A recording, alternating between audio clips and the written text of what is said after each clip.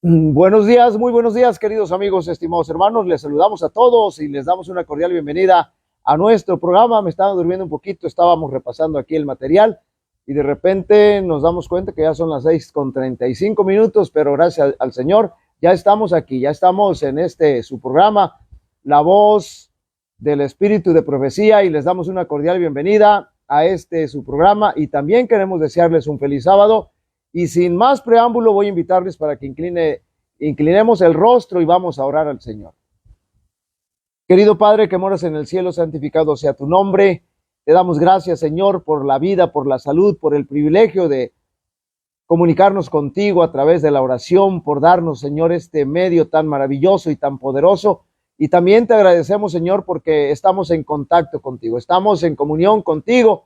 Queremos alabarte y glorificarte y queremos escuchar tu voz. Señor, bendice el mensaje y permite que pueda seguir siendo de gran bendición para tu iglesia y para aquellos, Señor, que no son de tu iglesia, de tu pueblo, del remanente de la iglesia verdadera, Señor, pero que puedan abrir el corazón a Cristo Jesús, siendo influenciados por el poder del Espíritu Santo. Los ponemos en tus manos para que puedas obrar poderosamente. En el nombre de Jesús lo pedimos y lo agradecemos.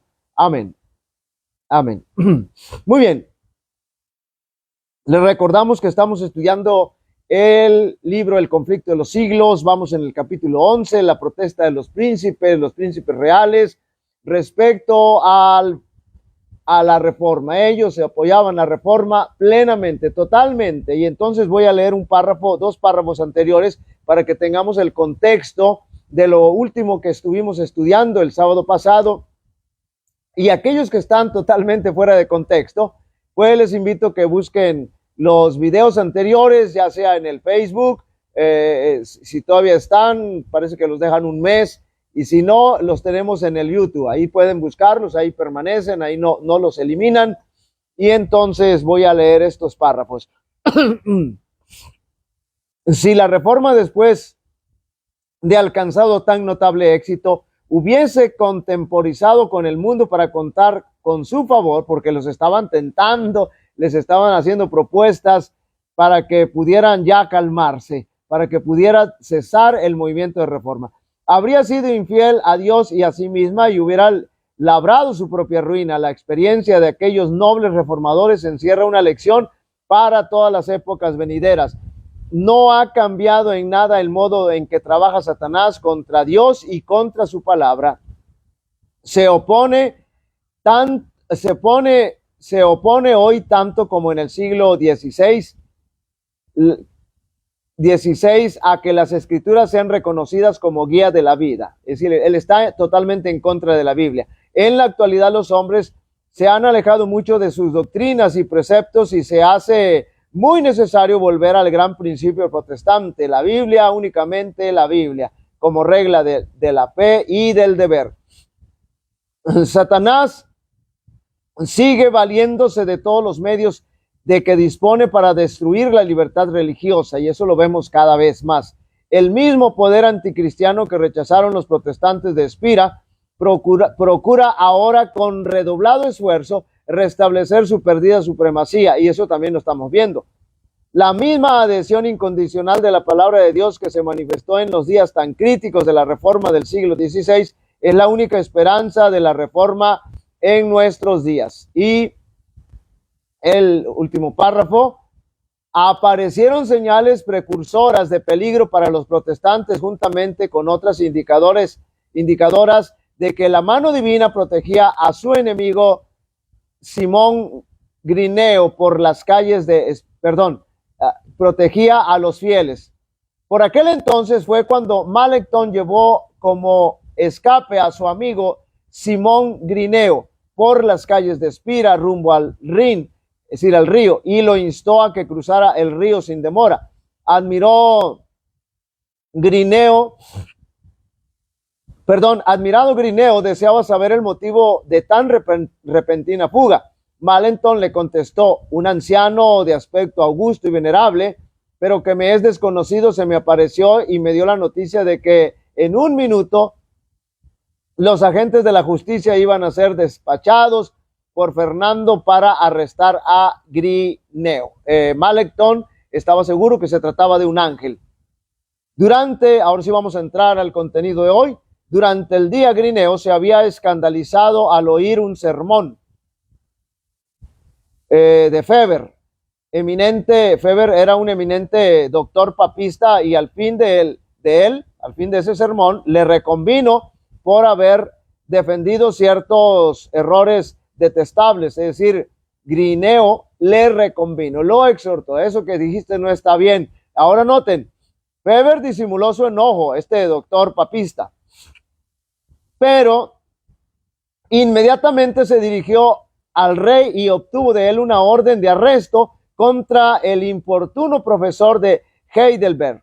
A Melancthon no le cabía duda, note bien, de que Dios había salvado a su amigo enviando a uno de los santos ángeles para avisarle del peligro. Y esa era la razón por la cual Melancthon estaba conduciendo deprisa a Grineo para que cruzara el río Rin y entonces quedara a salvo. Note bien cómo el Señor interviene de manera poderosa para salvar a los fieles. Melancthon permaneció en la ribera del río hasta que las aguas mediaran entre su amado amigo y aquellos que le buscaban para quitarle la vida. Así que le vio a salvo en la ribera opuesta, exclamó: ya está fuera del alcance de las garras de los que tienen sed de sangre inocente.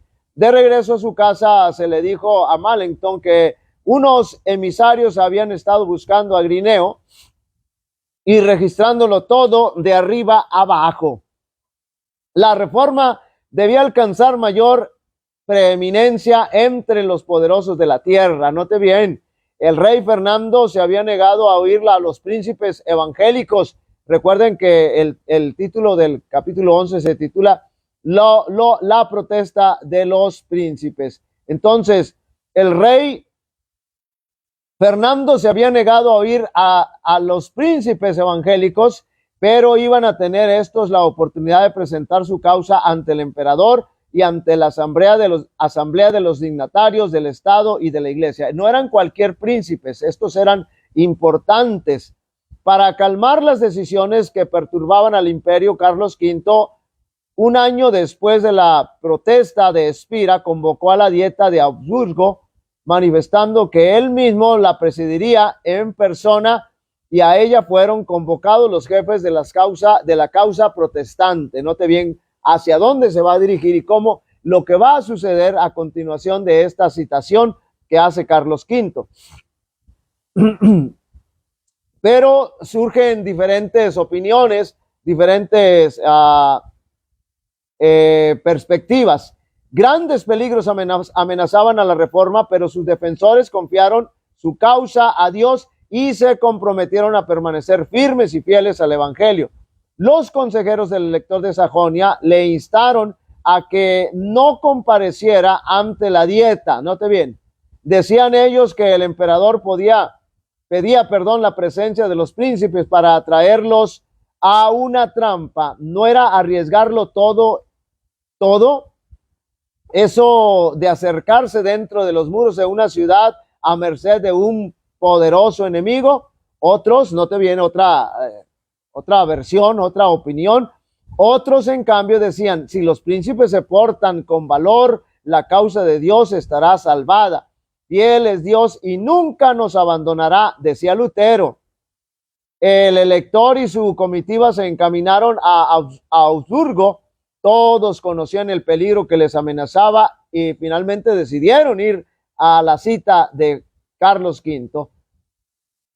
Todos conocían el peligro que les amenazaba y muchos seguían adelante con triste semblante y corazón turbado. Note bien, la presión era fuerte, pero Lutero, que los acompañaba hasta Caburgo, reanimó su débil fe cantando el himno escrito en el curso de aquel viaje: Castillo fuerte es nuestro Dios, y que en muchas ocasiones lo hemos cantado, pero tal vez no hemos meditado en él porque no hemos tenido el contexto de cómo fue escrito este himno. Muchos lúgubres pensamientos se desvanecieron y muchos corazones apesadumbrados sintieron alivio al oír las inspiradas estrofas: Castillo fuerte es nuestro Dios.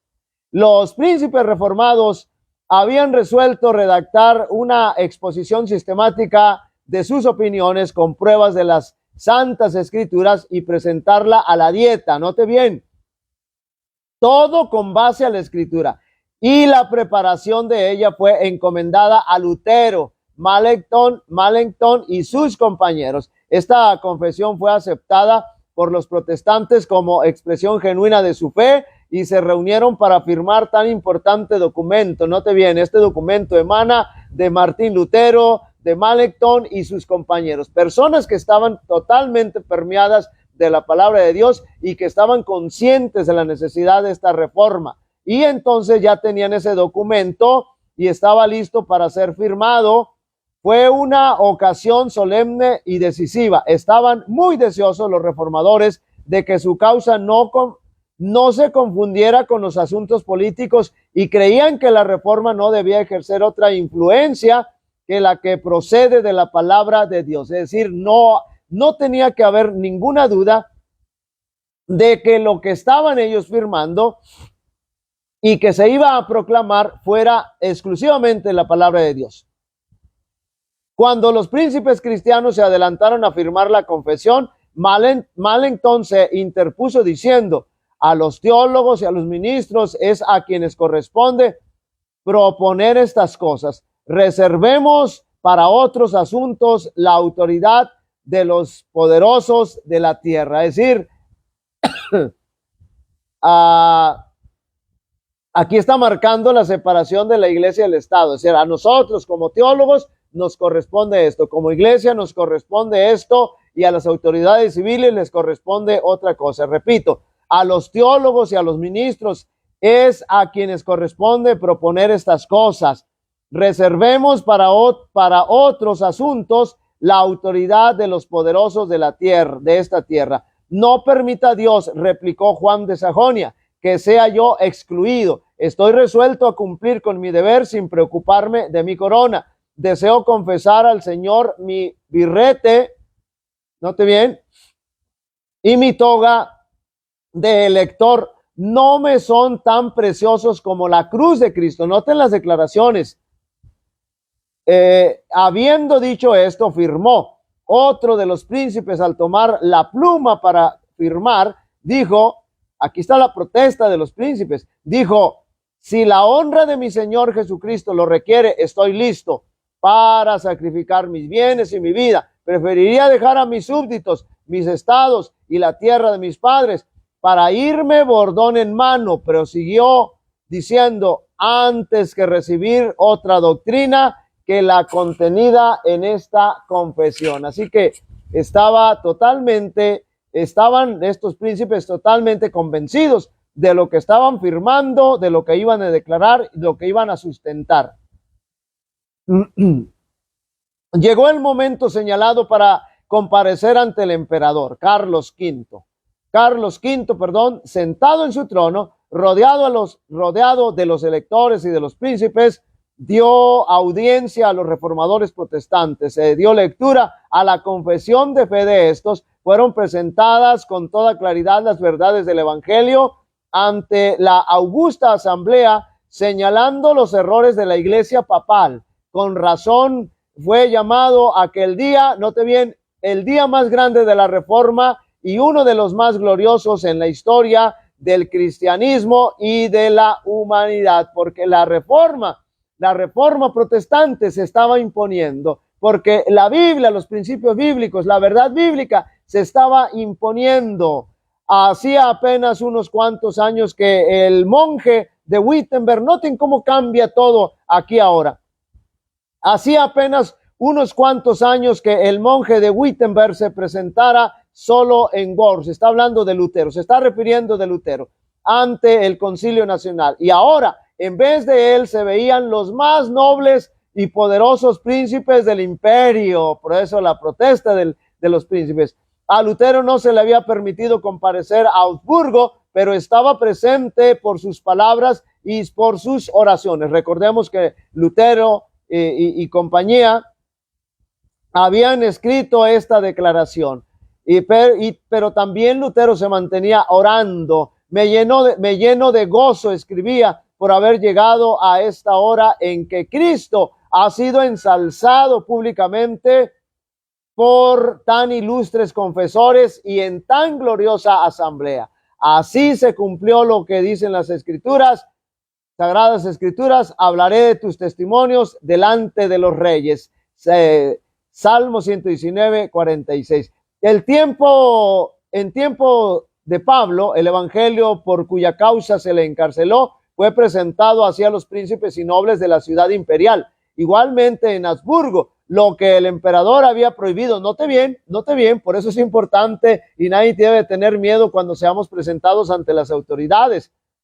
Note bien, voy a repetir, en tiempo de Pablo, el evangelio por cuya causa se le encarceló fue presentado así a los príncipes y nobles de la ciudad imperial. Igualmente en Habsburgo, lo que el emperador había prohibido que se predicase desde el púlpito, se proclamó en el palacio. Lo que había sido estimado aún indigno de ser escuchado por los sirvientes, era escuchado con admiración por los amos y señores del imperio.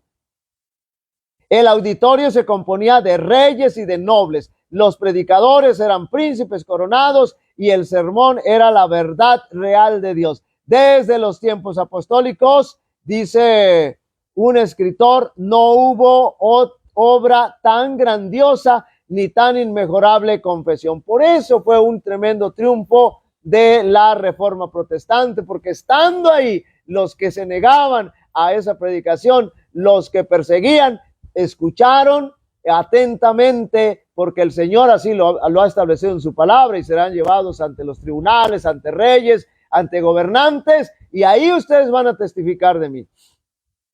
Cuanto ha sido dicho por los luteranos es cierto y no lo podemos negar.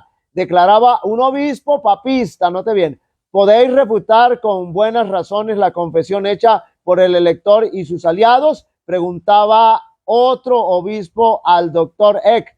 Sí lo puedo, respondía. Ahora noten bien, pero no con los escritos de los apóstoles y los profetas, es decir, con la Biblia, sino con los concilios y con los escritos de los padres, es decir, con la tradición, con mandamientos de hombres, etcétera. Comprendo, repuso el que hacía la pregunta. Según su opinión, los luteranos están basados en las Escrituras y en tanto que nosotros estamos fuera de ellas. Ellos mismos lo reconocían y no podían hacer absolutamente nada, por supuesto, para cambiar las cosas, al menos que aceptaran la verdad bíblica. Varios príncipes alemanes fueron convertidos a la fe reformada y el mismo emperador declaró que los artículos protestantes contenían la verdad, la confesión.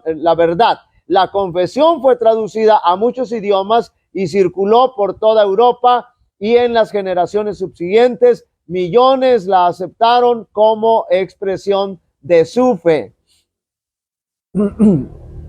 Los fieles siervos de Dios no trabajan solos, note bien, mientras que los príncipes y protestantes de los espíritus malos se ligaban contra ellos, el Señor no desamparaba a su pueblo. Si sus ojos hubieran podido abrirse, habrían tenido clara evidencia de la presencia y el auxilio divinos que les fueron concedidos como a los profetas en la antigüedad. Cuando el siervo de Eliseo mostró a su amo las huestes enemigas que los rodeaban sin dejarle cómo escapar, el profeta oró: te ruego, Jehová, abra sus ojos para que vea.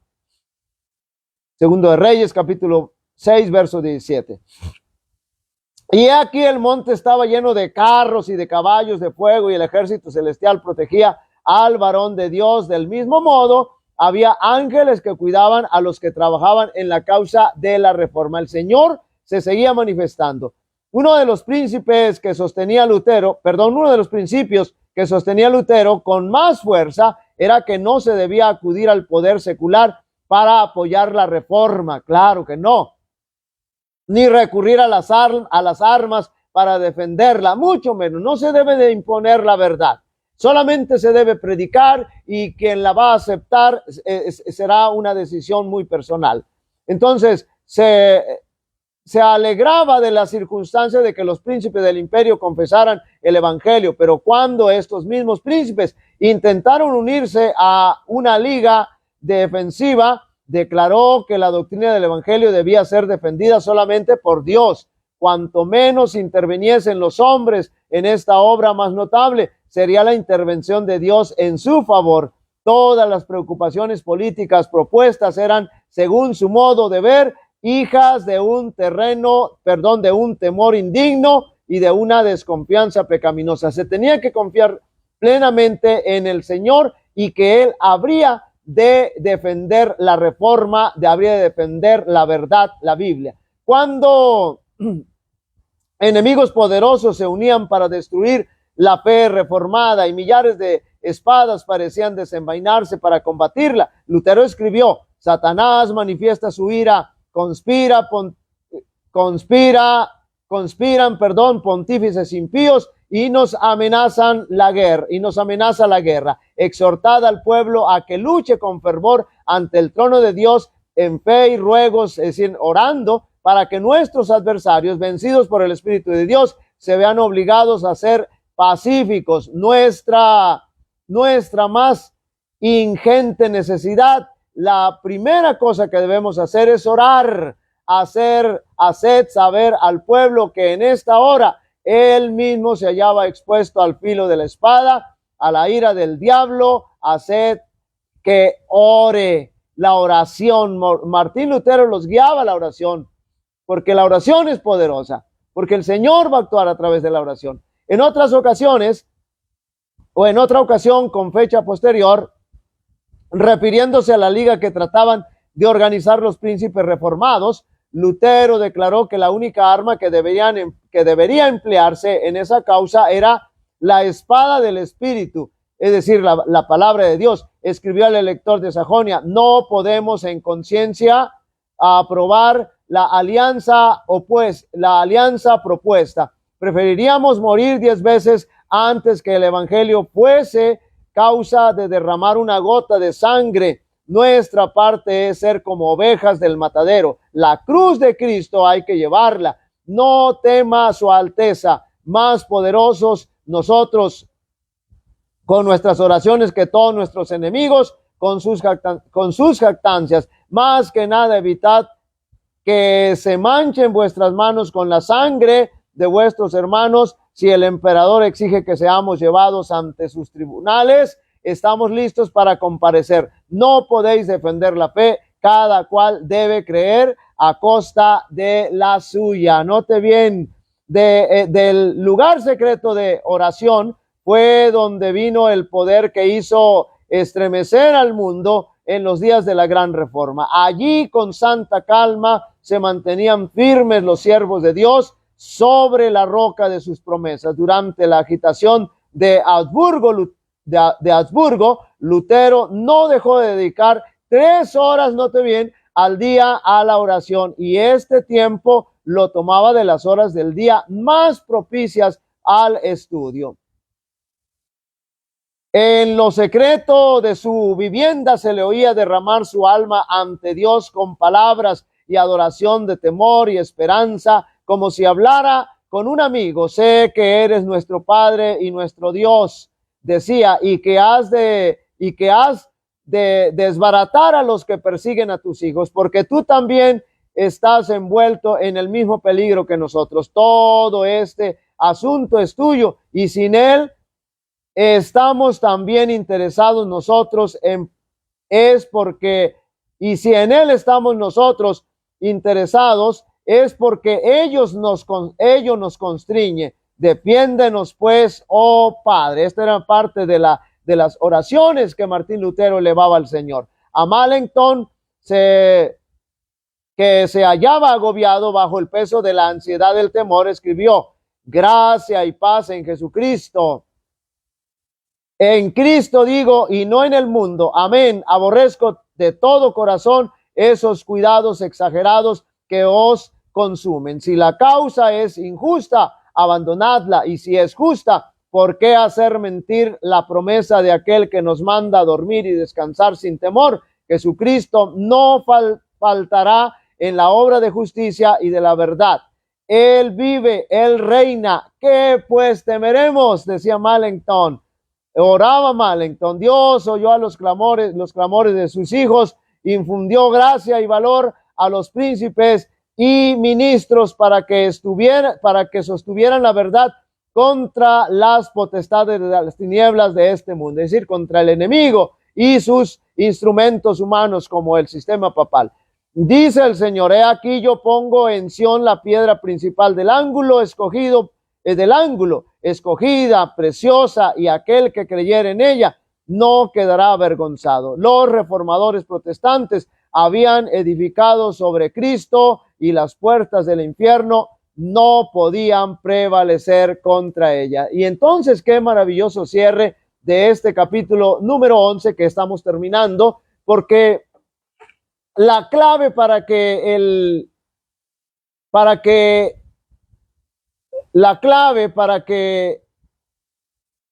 la reforma, los reformadores pudieran seguir adelante en este capítulo 11 fue la oración poderosa. Así que nosotros tenemos que orar, tenemos que ir al Señor, tenemos que estar en contacto, en comunión con el Señor a cada momento. No importa la circunstancia que estemos pasando, no importa que tengamos actividades importantes que realizar, nosotros podemos mantener una actitud de oración continuamente con el Señor. Nuestro pensamiento puede estar en contacto directo con el Señor. Qué lástima, qué pena, qué tragedia que no aprovechemos la oración, que no tengamos una actitud de oración, que no estemos a tiempo en los bandos de oración, que no nos interese estar orando en casa, que no tengamos el hábito de orar, de la oración privada, la oración particular en casa o en el lugar que nosotros estemos escogiendo. Qué pena, qué lástima que haya tantas oraciones vacías, largas en el templo, que no llegan ni siquiera al techo, porque no estamos utilizando de manera correcta la oración. Así que, queridos amigos y hermanos, es importante que nosotros comprendamos y entendamos que la lucha contra el conflicto, la lucha contra la oposición, contra Satanás, siempre va a estar latente, pero la victoria la vamos a obtener a través de la oración. A través de la oración. Es importante que tengamos eso en mente. Muy bien, hemos terminado el capítulo 11, y vamos para el próximo sábado, si el Señor nos presta vida y salud y todo va bien, vamos a comenzar el capítulo 12, la reforma en Francia. Voy a invitarles para que inclinemos el rostro, vamos a orar. Querido y amante Padre que moras en el cielo, santificado sea tu nombre. Gracias te damos, Señor, porque nos permites nuevamente invocar tu nombre. Gracias, Señor, por la oportunidad que nos das de estar en contacto contigo, Señor, a través de la oración. Hemos comprendido cuán poderosa es la oración. Ayúdanos, Señor, a poder mantener esa actitud de oración, a poder mantenernos, Señor, en oración, en contacto contigo, Señor, en todo momento, a mantener esa actitud de oración. Y permite, Señor, que este mensaje pueda llegar profundo a nuestra iglesia y a aquellos, Señor, que necesitan este mensaje, que ahora están en otro credo religioso. Lo rogamos, lo pedimos en el nombre de Jesús. Amén. Amén. Muy bien, queridos amigos, estimados hermanos, agradecemos que nos acompañen, aunque aquí no veo a nadie, pero confiamos en que en el transcurso del día este mensaje, este video pueda ser difundido, este mensaje pueda llegar a todos los rincones de la tierra. Que Dios les bendiga, que Dios les acompañe, que pasen un feliz sábado.